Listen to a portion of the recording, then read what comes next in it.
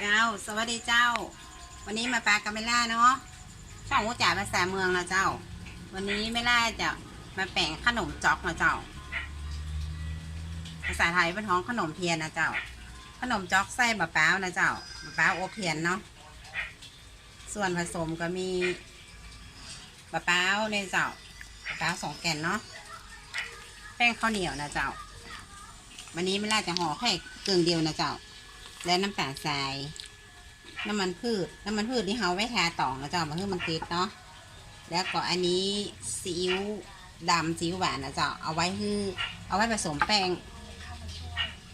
นะเจ้าตัดต่องนะเจ้านี่นะเจ้าประมาณ6 นิ้วนะเจ้าแล้วก็พับอีกนะเจ้า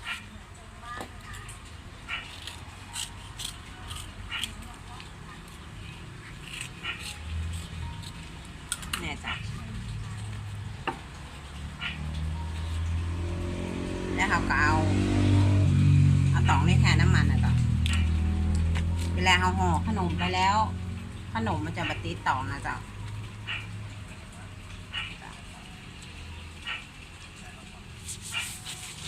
เนี่ยจ๊ะมันจะมันนี่เนาะเวลาห่อขนมไปแล้วมันจะบัดติดจ๊ะ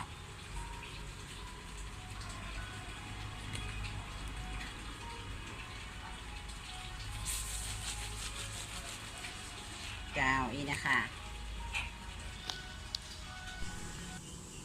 เจ้าอันนี้มะพร้าวอ่อนเนาะโบกึ่งให้นะเจ้าแล้วเราก็มาขูดให้นะเจ้าขูดเบาๆนะเจ้าให้มันอ่อนๆนะเจ้า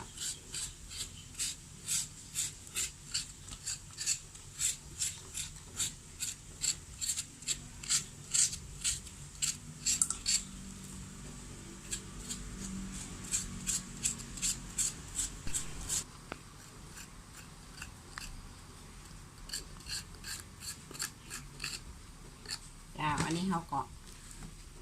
ขูดหมดแล้วเนาะเดี๋ยวเขาจะเอาไปคั่วนะ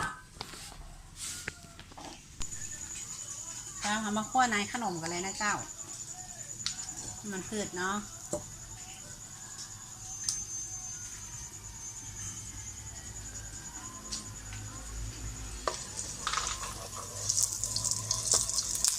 เอามะพร้าวใส่เลยเนาะ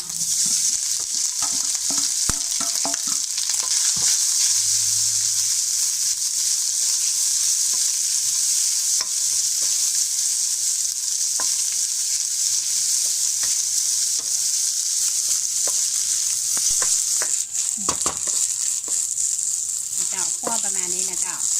พอมันลดตัวเนาะแล้วก็เอาน้ำตาลทรายใส่ไปจ้ะน้ำตาลนี่แล้วแต่ชอบนะเจ้าใครชอบหวานก็ใส่มากนะเจ้า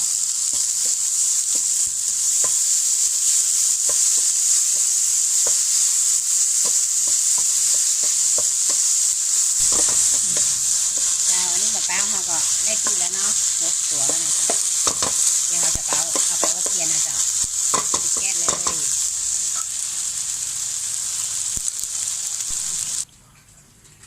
เจ้าอันนี้เตียนอบขนมเนาะเขาจะอบให้มันหอมนะเจ้าเนี่ยเจ้าใส่เข้าไปเลยแล้วก็ปิดฝาไว้นะเจ้าปิดฝาไว้สัก2-3 นาทีเจ้าอันนี้ได้ตีแล้วเนาะเนี่ยเจ้า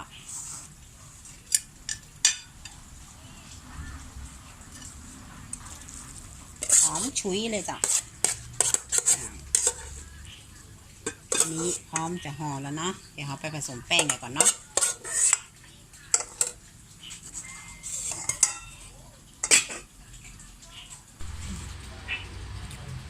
เจ้าเราคั่วในขนมไปแล้วเนาะนี่เรามาผสมแป้งนะเจ้า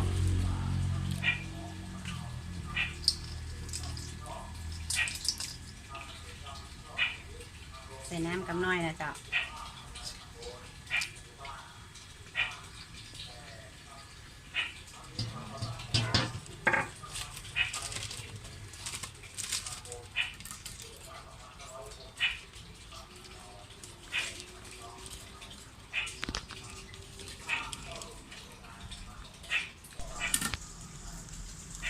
เอาแป้งใส่ไปเลยนะเจ้า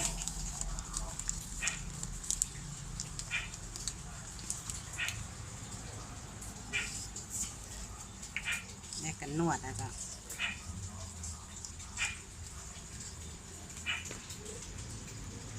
แหนมนี่ต้องใส่กับน้อยนะเจ้าเดี๋ยวมันจะแกะเนาะ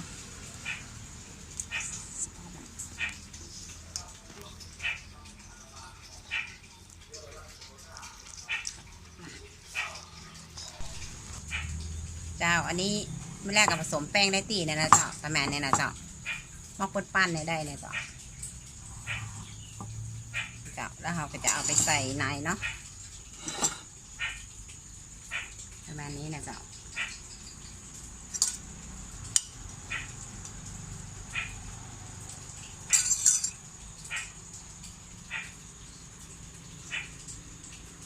จะปั้นเป็นก้อนไว้อีกนะเจ้าเดี๋ยวเราไปห่อเนาะ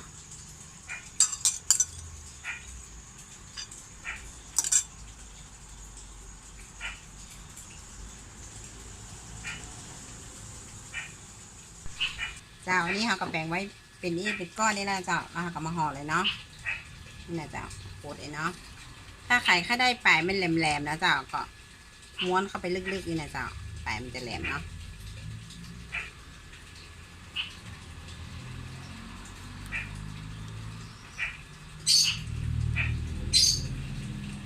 เนี่ยเจ้า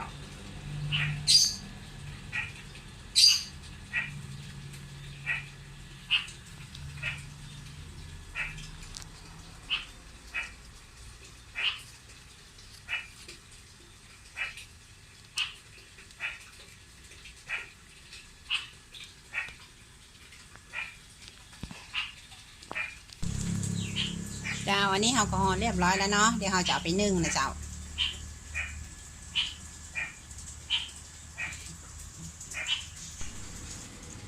วันนี้ขนมเราก็ซุกเรียบร้อยแล้วเนาะขนมจ๊อกนะเจ้าไส้บะป๋าโอเพียนเนาะใครสนใจก็ลองเอาไปทำนะเจ้าสำหรับคลิปนี้ไม่ลาไปก่อนนะเจ้าอย่าลืมกดติดตามกันด้วยเนาะสวัสดีนะเจ้า